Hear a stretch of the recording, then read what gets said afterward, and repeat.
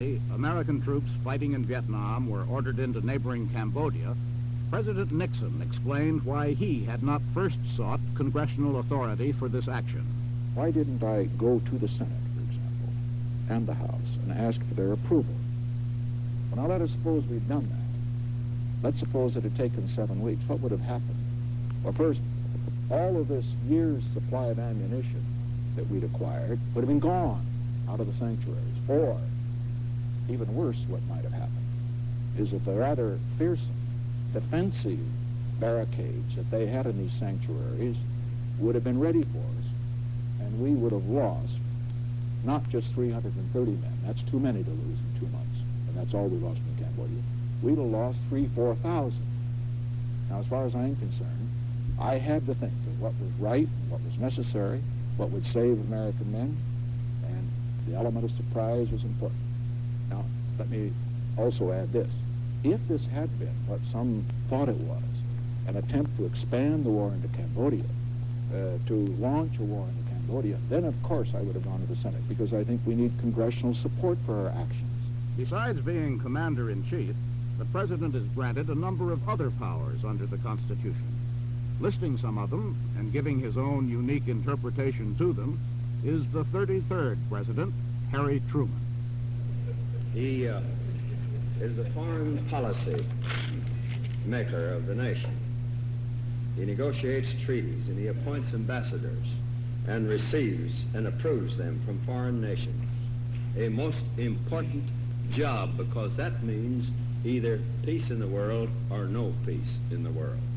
No one really appreciates that the Constitution provides that the president shall negotiate treaties, that the president shall appoint ambassadors to foreign countries, that the president shall receive ambassadors from foreign countries, and he doesn't have to receive them unless he wants to.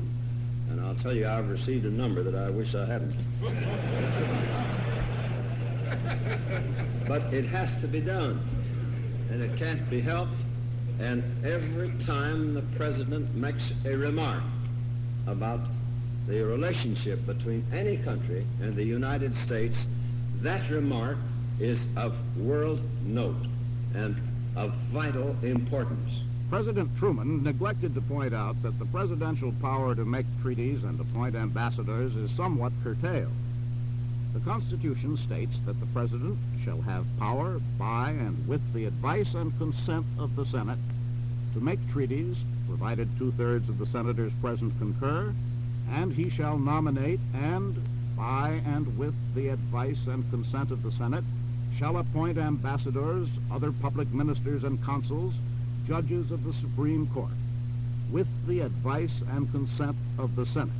Another of the checks and balances between the branches of government built into the Constitution.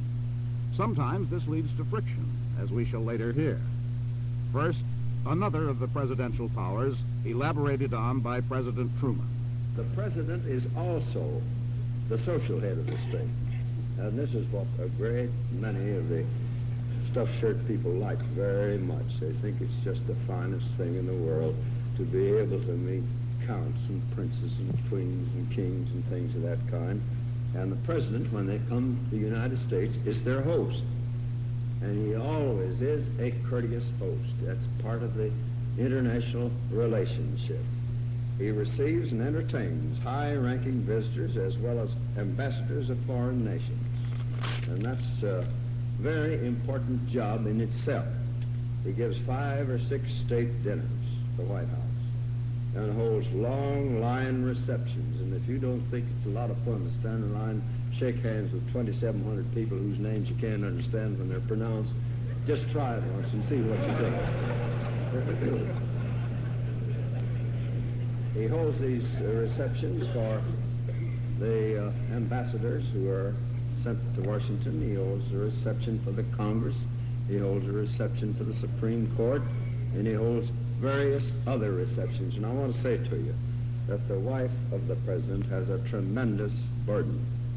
She has to receive all the visiting ladies, like the Dan Daniel Rao, the DARs they call themselves, and all the other people who come to Washington for that purpose. The last year we were in the White House, Mrs. Truman, by count, shook hands with 50,000 people.